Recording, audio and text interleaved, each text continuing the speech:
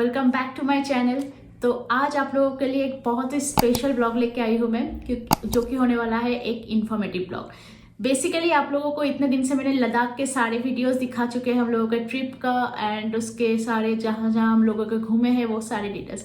तो ये वाला ब्लॉग में आप लोगों को पता लगने वाला है कि लद्दाख को कैसे जाना है, वहाँ का एक्लिमेटेशन क्या है, क्या क्या आप जा सकते हो, कब is the best time to visit Ladakh, सारे इन्फॉर्मेशन। तो बने रहिए एंड पूरा वीडियो देखिए हम लोगों के साथ। एंड अगर ये वीडियो आप लोगों को अच्छा लगे please do like share and don't forget to subscribe. चलिए अब स्टार्ट करते हैं। तो पहले आते हैं लद्दाख कहाँ पे है।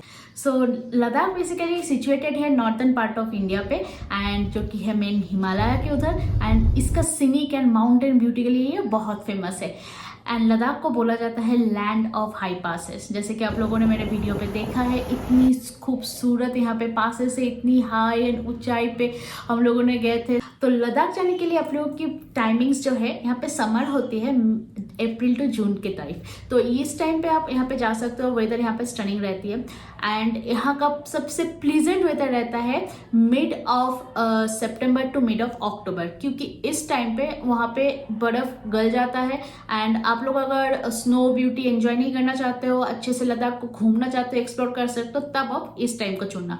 और अगर जैसे हम लोग गए थे मई मंथ में, तो अगर आप लोग चाहते हो कि थोड़ा बर्फ को भी एंजॉय किया जाए, तब आप लोग मई टू जून के बीच, मतलब अप्रैल टू जून के बीच जाने की कोशिश करना।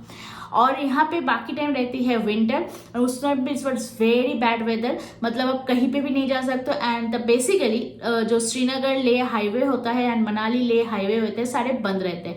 तो और बाकी जितने भी सारे हाई माउंटेन पासेस है, सब कुछ भी बंद रहते हैं। तो उस टाइम आप लद्दाख विजिट भी नहीं कर सकते।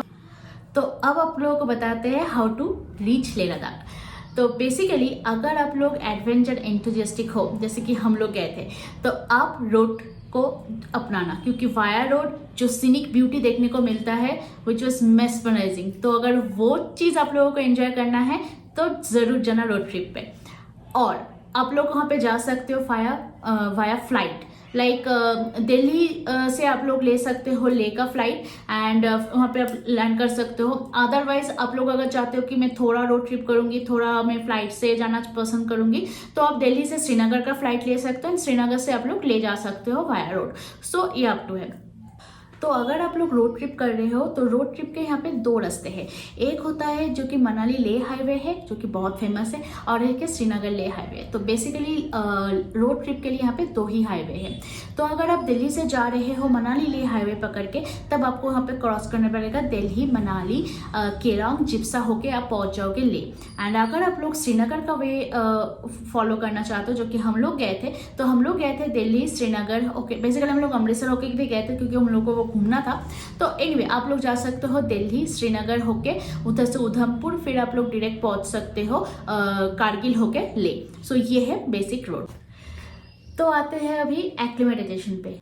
एक्लिमेटाइजेशन लेह लद्दाख के लिए एक्लिमेटाइजेशन बहुत ज़रूरी है। तो बेसिकली लेह लद्दाख है एक हाई ऑल्टीट्यूड जगह पे, तो वहाँ पे ऑक्सीजन की बहुत कमी होती है। तो अगर हम लोग अपनी बॉडी को उतने हाई ऑल्टीट्यूड जगह पे लेके जाते हैं, तब हम लोग को बॉडी को दिक्कत होते हैं उतने कम ऑक्सीजन लेवल में एडजस्ट करने के लिए। तो क्या होता है, जब हम लोग इतने हाई ऑल्टीट्यूड में हम लोग की बॉडी को लेके जाते हैं और हम लोग ट्रैवल करते हैं, तो हम लोगों को कभी कभी ऐसा होता है कि हम लोगों को डिजनेस फील हो, हेडेक फील हो, fever and vomiting and kind of mountain motion sickness भी फील हो सकता है। तो ये अगर कोई भी सिम्टम्स आप लोगों को दिखे तो don't ignore it, because it can go to at any high level of risk of your life. तो कोई भी सिम्टम्स को यहाँ पे इग्नोर नहीं करना चाहिए। We should take a proper precaution for it, और तभी आप लोगों को एक्शन भी लेना है। ज़रूरत पड़े तो वहाँ पे डॉक्टर के पास भी विजिट करना पड़े, तो इसको इग्नोर नहीं करना है। तो ऐसा नहीं है कि बेसिकली ये कोई एज लिमिट के साथ रेस्ट्रिक्टेड है। It can happen to anybody, like जो कि फिट एंड फाइन हो, कोई भी एज लिमिट का हो। ऐसा नहीं कि मैं पहले गया हूँ तो मुझे अभी नहीं होगा, ये it's nothing like that. So everybody should take the precaution. तो इसका सोल्यूशन क्या है? तो अगर हम लोग जब लेह लद्दाख ट्रैवल करते हैं, उधर जाने के बाद आपको वहाँ पे 1 से 2 दिन फुल रेस्ट लेना है, विच इज़ मोस्ट इम्पॉर्टेंट। तो इसके लिए आप लोगों को क्या करना है कि अगर आप द बेस्ट वे जो कि हम लोग अपनाए थे, you should follow the road trip. अगर आप रोड ट्रिप करोगे तो आप लोगों का जो ग्रेजुअली इंक्रीज होता रहता है ऑल्टीट्यूड, तो आपका बॉडी उसके साथ एडजस्ट होते जाता है। तो अगर आप लोग डायरेक्ट फ्लाइट से जा रहे हो तब आपको 2 दिन वहाँ पे एक्लिमेटाइजेशन करना बहुत ज़रूरी है। 2 दिन तक आपको फुल रेस्ट पे रहना है। ऐसा नहीं कि आप घर पे बैठे रहोगे, आप थोड़ा थोड़ा निकलो, थोड़ा थोड़ा बेबी स्टेप लेके घूमो एंड बहुत ज़्यादा पानी पियो, like stay hydrated all the day and take full amount of rest. But ऐसा नहीं हो जाके हम लोग बहुत कूदाई झपाई ऐसा कुछ कर ले तो दैट विल इम्पैक्ट, क्योंकि सांस फूल जाएगी। एंड ऐसे हम लोगों को हुआ था कि हम लोग अगर स्टेयर्स से ज़्यादा ऊपर नीच कर रहे थे तो हम लोगों की सांस फूल रही थी। तो ऐसे सिचुएशन पे 2 हम लोग रोड ट्रिप किए थे एंड हम लोग स्लोली हम लोगों के ऑल्टीट्यूड को इंक्रीज किया था। That's my experience I am sharing with you people. तो मेरा सजेशन ये है, अगर आप लोग जा रहे हो फ्लाइट से सो 2 दिन must do the acclimatisation.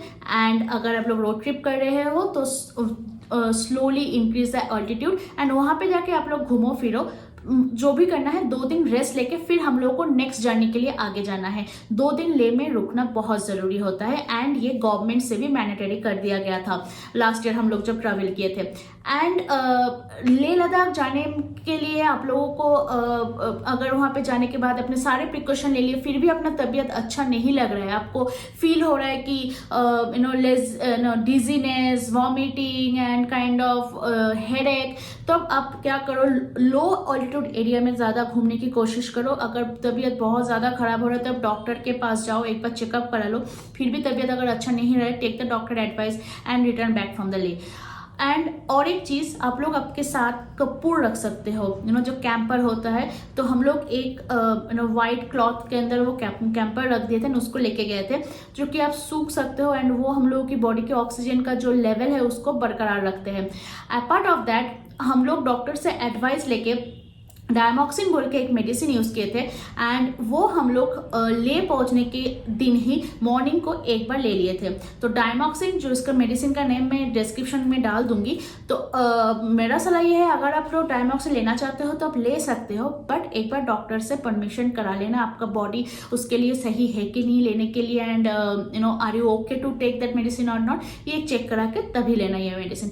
But ये मेडिसिन हम लोगों के लिए लाइफ सेवर था। हम लोग ये मेडिसिन ले जाने के दिन ही टेक किए थे एंड उसके बाद हम लोग जितना दिन तक पैंगोंग तक घूमे थे, लाइक लेह लद्दाख में 2 दिन रुके थे हम लोग एक्लिमेटाइजेशन के लिए। उसके बाद हम लोग गए थे नुब्रा, उधर भी हम लोग वो मेडिसिन लिए थे क्योंकि नुब्रा में भी हम लोगों को ऑक्सीजन की कमी फील हो रहा था and it's difficult for us to take breath. And उसके बाद हम लोग जब पैंगोंग भी गए थे उसके अगले दिन भी हम लोग लिए थे। तो डेली 1 टैबलेट ईच पर्सन ये लेना है।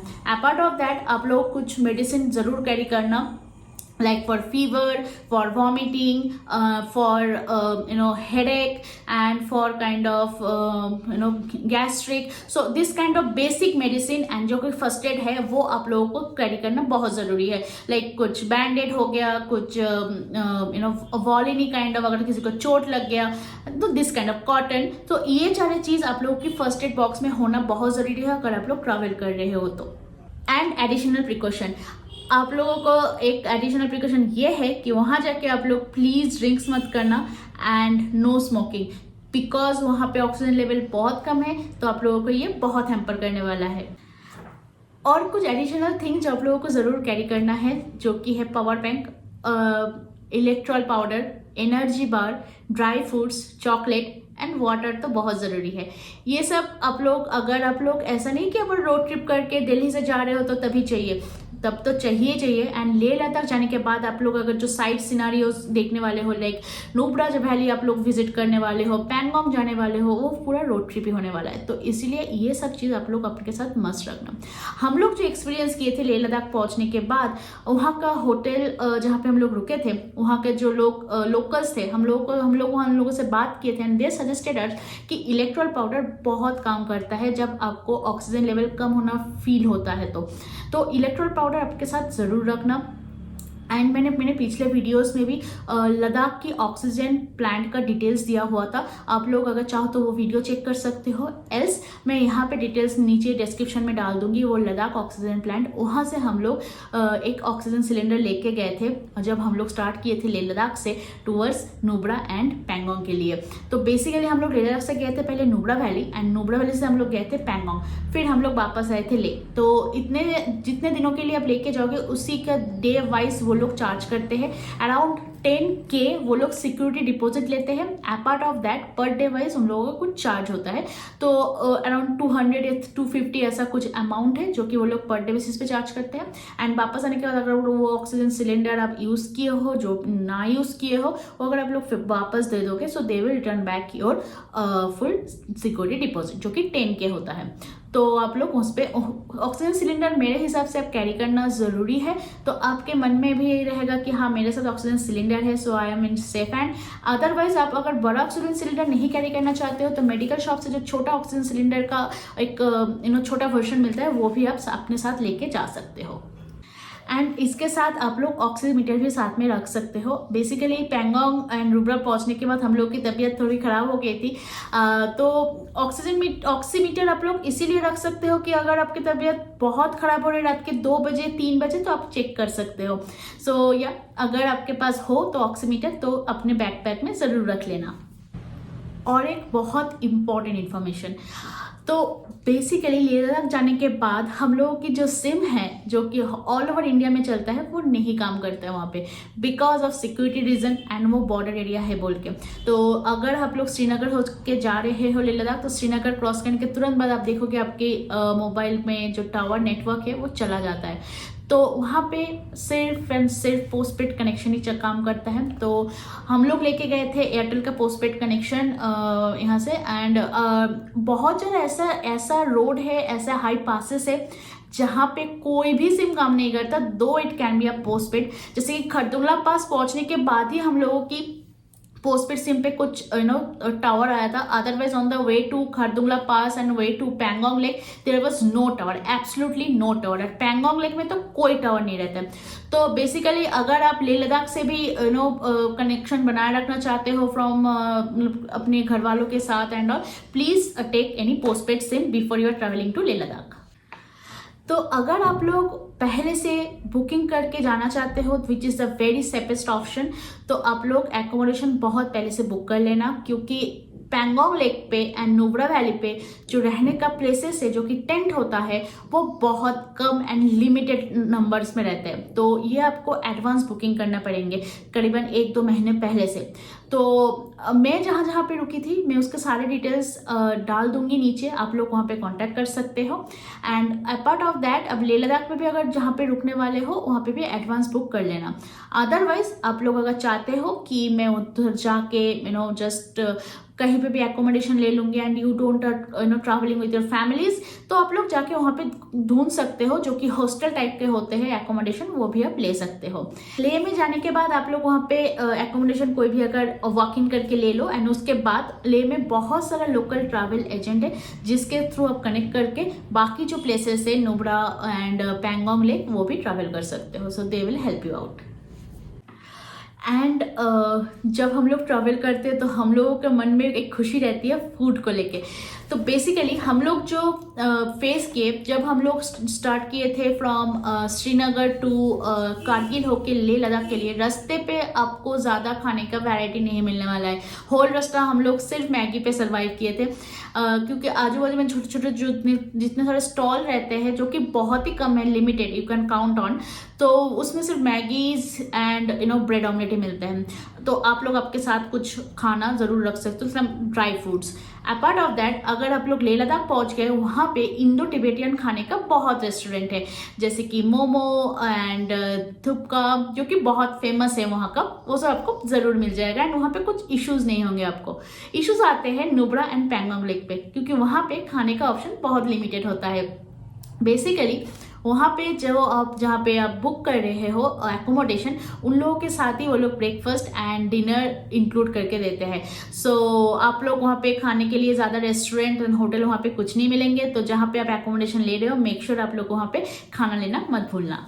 सिटीज़ में जैसे स्वेटर जैकेट पहनते हैं वो वहाँ पे काम नहीं करता है, क्योंकि हिमालयन रीजन पे पहनने के लिए जैसे मोटे जैकेट्स होते हैं वो जैकेट्स आप लोग साथ पे ज़रूर ले लेना। एंड थर्मल आप लोग लेना मत भूलना, क्योंकि थर्मल बहुत इंपॉर्टेंट है। जैसे कि हम लोग नुब्रा एंड पैंगोंग में जब रुके थे वहाँ पे रात का टेम्परेचर -9 एंड -10 तक पहुँच गया था, तो थर्मल ने हम लोगों को बचाया। इनर वाला थर्मल आप लोग ज़रूर ले लेना। And gloves is very must important, and टोपी काइंड ऑफ थिंग्स भी बहुत ज़रूरी है। एंड सॉक्स लेना तो बिल्कुल मत भूलना। And one of the most important thing जो कि है परमिट। तो लेह लद्दाख जब घुसने के टाइम आप लोगों को एक परमिट लेना बहुत ज़रूरी होता है। उसका सारी डिटेल्स मैं डिस्क्रिप्शन में डाल दूंगी, आप लोग चेक कर लेना। एंड ये है उसका डिटेल्स। तो लेह लद्दाख में जो इनर लाइन परमिट है उसके लिए हम लोग ये ऑनलाइन पोर्टल पे गए थे। इधर जाके आप लोग इनर लाइन परमिट ले सकते हो। यहाँ पे टूरिस्ट बोल के जो डिटेल्स है राइट साइड में, टूरिस्ट इन्फॉर्मेशन, वहाँ पे हम लोग जाके सारे डिटेल्स भरे थे कि कितना दिन का स्टे है, कब एंट्री कर रहे हैं, कब निकल रहे हैं, कहाँ पे रुक रहे हैं, सारे डिटेल्स होता है। एंड ये इनर लाइन परमिट होता है लेह लद्दाख घूमने के लिए, Pangong lake and Nubra valley जाने के लिए। तो ये आपको जितने दिन आप रहोगे उसको आपको फिल करना पड़ेगा। एंड इसके लिए पेमेंट आपको करना पड़ता है environment fee 300 rupees and red cross fund 100 and per person inner line permit 20 rupees per day. तो पर हेड आपको 420 रुपीज़ करके पे करना पड़ेगा। एंड आप लोग जितना दिन रहोगे उतना दिन के हिसाब से 20 रुपीज़ एक्स्ट्रा ऐड होता जाएगा। तो बेसिकली इनर परमिट के लिए आपको टोटल देना है 420 rupees for each day by each person. तो ये था। एक्चुअली ये ऑनलाइन कराने से आपको हैसल फ्री रहता है, तो आप आराम से घूम सकते हो। एंड अगर कोई चाहते हैं कि वहाँ पे जाके करने के लिए, तो आप वहाँ पे लोकल लेक का जो डीसी ऑफिस है वहाँ पे भी इन पर्सन जाके करा सकते हो। बेसिकली ये एक सेल्फ डिक्लेरेशन फॉर्म है कि मैं कितना दिन से कितना दिन तक लेह लद्दाख में रहूँगी एंड कहाँ कहाँ घूमूंगी। हम लोगों का ये जो इनर परमिट हम लोग लिए थे वो चेक हुआ था लेह घुसने से पहले, जो लेह का बॉर्डर था। एंड हम लोग जब खरदुंगला पास क्रॉस किए थे तभी भी हम लोगों का ये इनर परमिट चेक हुआ था when we are travelling to Nubra and Pangong जाने के टाइम भी। तो ये इनर परमिट आप लोगों को बहुत हेल्पफुल होने वाला है। And it's a time saving as well कि आप अगर ऑनलाइन पे ले लो तो ये था हम लोगों की लेह लद्दाख का इन्फॉर्मेटिव ब्लॉग। होप ये ब्लॉग आप लोगों को बहुत पसंद आया होगा। एंड ये ऐसा ब्लॉग अगर आप लोगों को पसंद आए so please do like share and subscribe my channel. And अगर आप लोग इसको मुझे सपोर्ट करोगे तो मैं ऐसे ऐसे और ज़्यादा अच्छे से ब्लॉग बना पाऊँगी और ऐसे इन्फॉर्मेशन आप लोगों के साथ शेयर कर पाऊँगी। So till then bye and take care.